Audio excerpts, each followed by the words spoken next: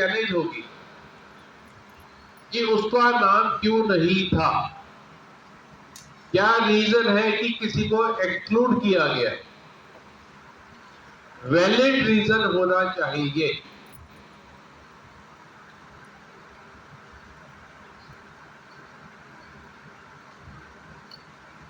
Otherwise वो will भी challenge होगी।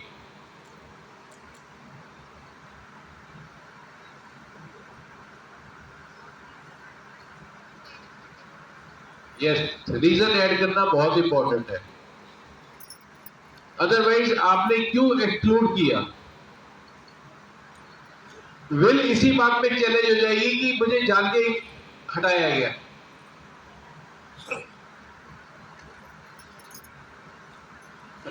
बाकियों ने जबरदस्ती विल करवा ली है।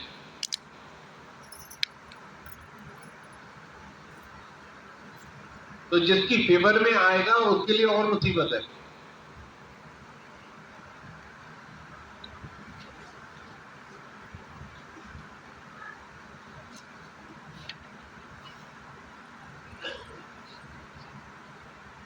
मेरा दूसरा क्वेश्चन ये है कि जैसे कि जो मम्मी पापा होते हैं उन्होंने अपनी वसीयत दे दी अपने बच्चों को, और जैसे कि उनके बीच में एक डेड बच्चा भी है और मम्मी पापा खत्म हो जाते हैं, तो उसी के हिसाब से मतलब अगर बच्चा पढ़ना लिखना नहीं जानता और उसे धोखे से साइन करा लेते हैं किसी डेड बच्चे के लिए, तो उनके भाई बहन के खिलाफ या ऐसे कोई केसेस में आप क्या केस कर सकते हैं?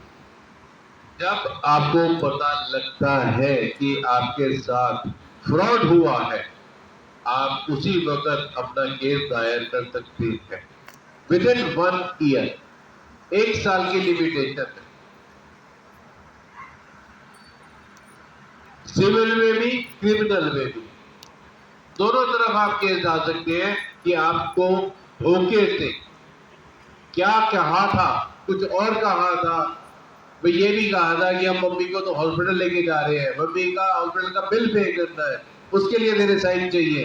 तो सब बातें आप बता सकते हो कि आपके साथ ऐसा क्या हुआ था जिसकी वजह से आपके साथ ये फ्रॉड हुआ। आपको जस्टिफाई करना है कि वो फ्रॉड आपके साथ हुआ है। अगर आप भी सिर्फ कहानी करोगे तो वो एक्सेप्ट नहीं होगी।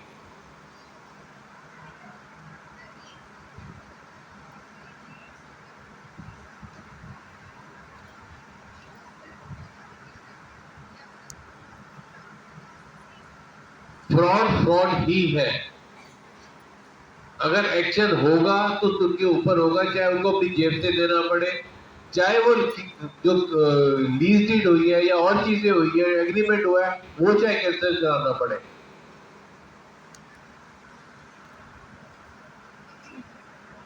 मैं कह रहा हूं कभी भी 1 साल के अंदर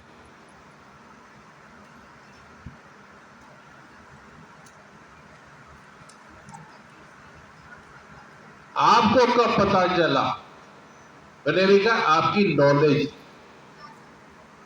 तो जिस दिन पता लगा उससे 1 साल है।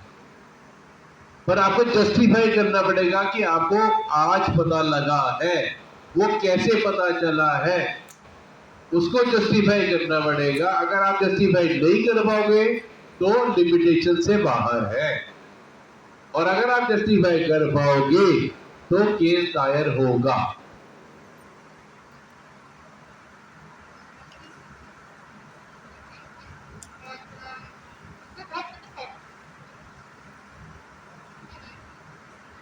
लीगल एड किसके लिए है?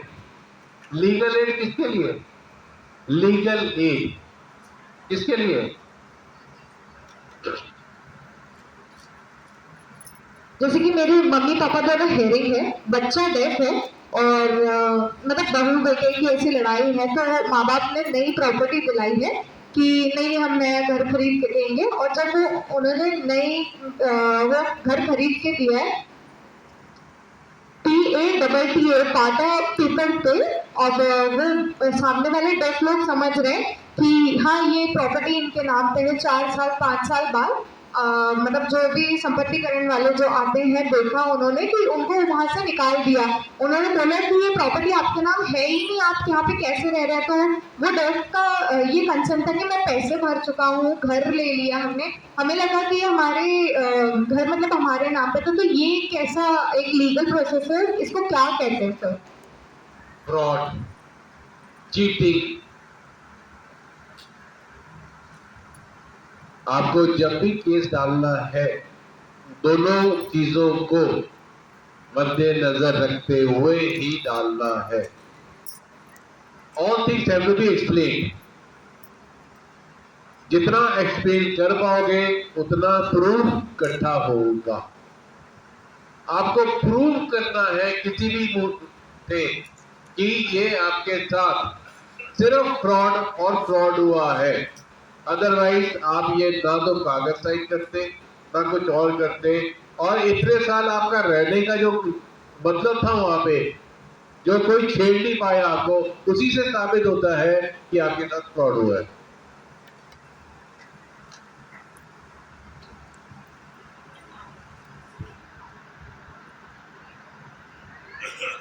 घाटा तो कुछ भी नहीं है।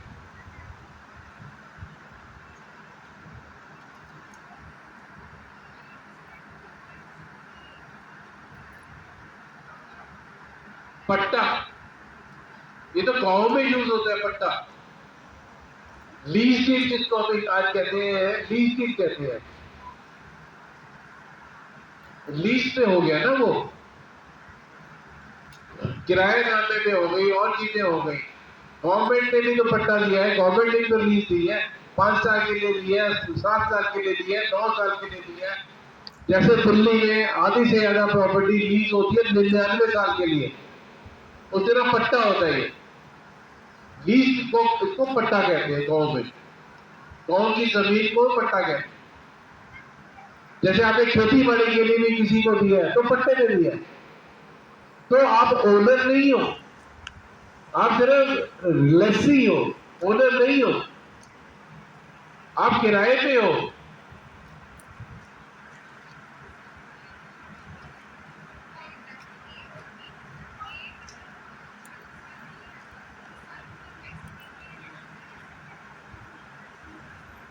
मैंने भी बताया है कि दिल्ली में 99% जो प्रॉपर्टी है पुरानी डीडीए के अंदर या एलएनडीओ के अंदर, वो 99 साल की लीज पे है।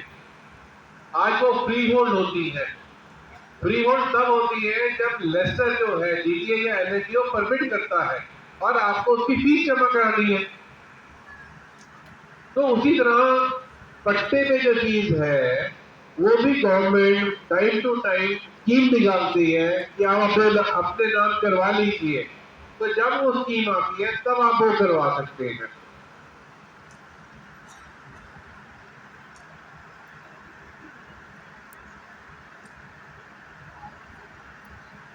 Anybody else?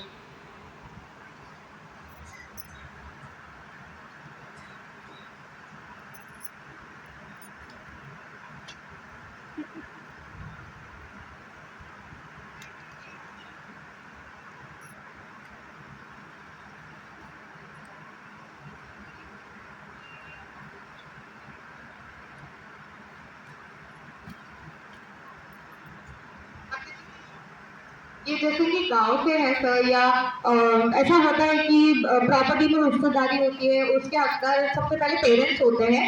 और वो ना मतलब बोलते हैं, मतलब जो भी आस पड़ोस वाले हैं उनसे बातें करती हैं कि अरे हमने तो इतनी जायदाद लेके रखी है, इतना सब कुछ करके रखा है हमने, या मतलब जो सुन सकते हैं, बोल सकते हैं, उनके भाई बहनों से बात करिए, मतलब हमको बता के रखा है, इस चीज का नॉलेज दिया है कि हमारी प्रॉपर्टी इनके पास है। बट ये जैसे कि बदर है, अब ये जैसे कि बदर है, तो मतलब इनको तो पता ही नहीं है कि मतलब ये डेथ है, तो मतलब साइन कर रहे थे तो दिखा नहीं उनको। हाँ, तो जैसे कि सर मैं कंटिन्यू करती हूँ क्वेश्चन। तो उनको तो पता ही नहीं है कि ये प्रॉपर्टी का क्या जो भी डिटेल्स है, तो ये कैसे, इसमें क्या सोल्यूशन निकाल सकते हैं? अगर गांव की जमीन है तो एक कहते हैं पटवार खाना या तहसील, तो तहसीलदार के पास, पटवारी के पास सारा रिकॉर्ड होता है, उससे आप रिकॉर्ड चेक कर सकते हैं।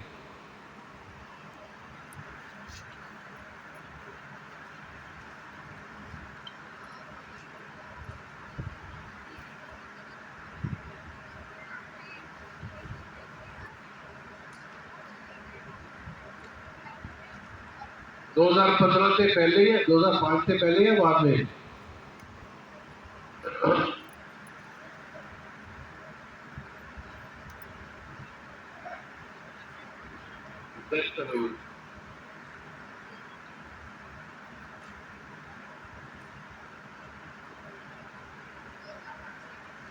फिर आपको राइट मिलेगा।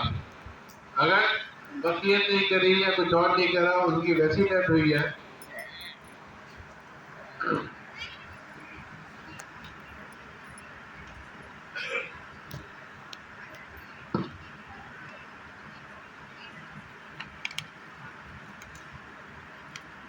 जिस भी इलाके में है उस एरिया में आपको केस डालना पड़ेगा। आपके पास फाइनेंस की टिकट दिखा है तो आपको लीगल एड की सर्विस मिलेगी। पटवार खाने से या पटवारी के यहाँ से रिकॉर्ड निकालना पड़ेगा कि वो जमीन किसके नाम थी, और अगर वो आगे बढ़ गई है तो किसके नाम से ली गई है।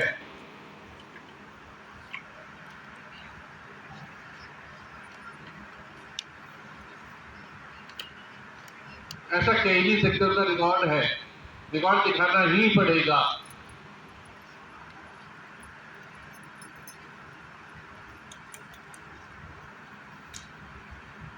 पटवारी नहीं मानता तो उसके ऊपर तहसीलदार है, तहसीलदार नहीं है तो एसडीएम है, एसडीएम नहीं है तो डीसी है, डीसी नहीं है तो आगे हाई कोर्ट है।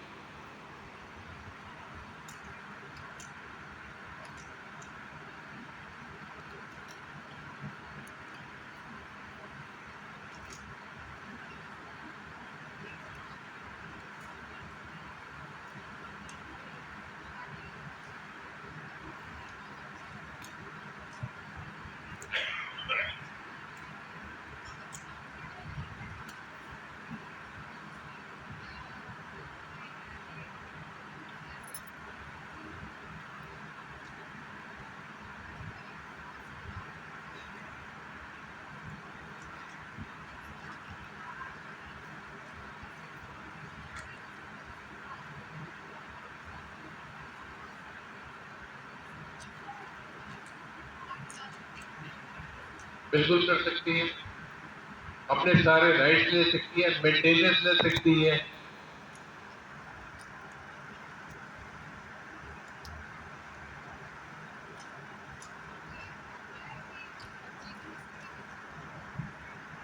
कितने साल हो गए, बच्चे कितने साल के हैं? और 8 साल से बड़े बच्चे हैं तो जा सकते हैं। आपने कस्टडी मांगी, बच्चों की कस्टडी मांगी आपने कभी?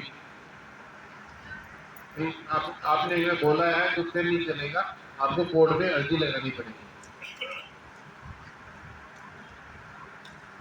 आपको डोमेस्टिक वायलेंस का केस डाल सकते हो, आप कस्टडी ऑफ चाइल्ड डाल सकते हो, आप गार्डियन बनने के लिए केस डाल सकते हो, आप मेंटेनेंस मांग सकते हो,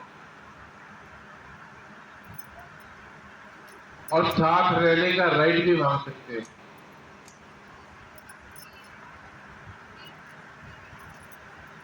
क्या करो, बच्चे का वेलफेयर देखा जाएगा कि बच्चा किसके पास रह सकता है अच्छी तरह से।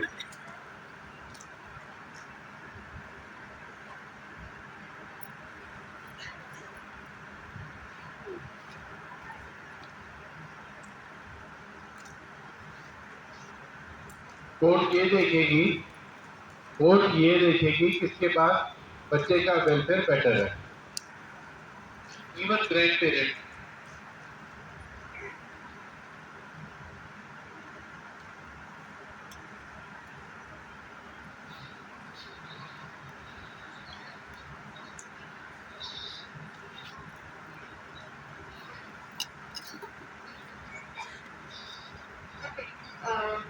जैसे कि वो बोल रही है कि डोमेस्टिक वायलेंस का केस है, एक 3-4 साल के बाद वो लड़की अपना स्टैंड लेती है, फाइल करती है केस, तो पहले नहीं पता होता है, तो कहती है आज के दिन मतलब वो ये बोलते कि यार ये तुम्हें तो पहले पता नहीं था और तुम अभी क्यों केस करती हो?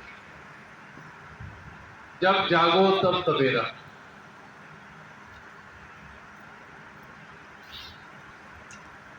मैंने अभी कुछ टाइम पहले कहा था, आपको जस्टिफाई करना है आप लेट क्यों आए हो।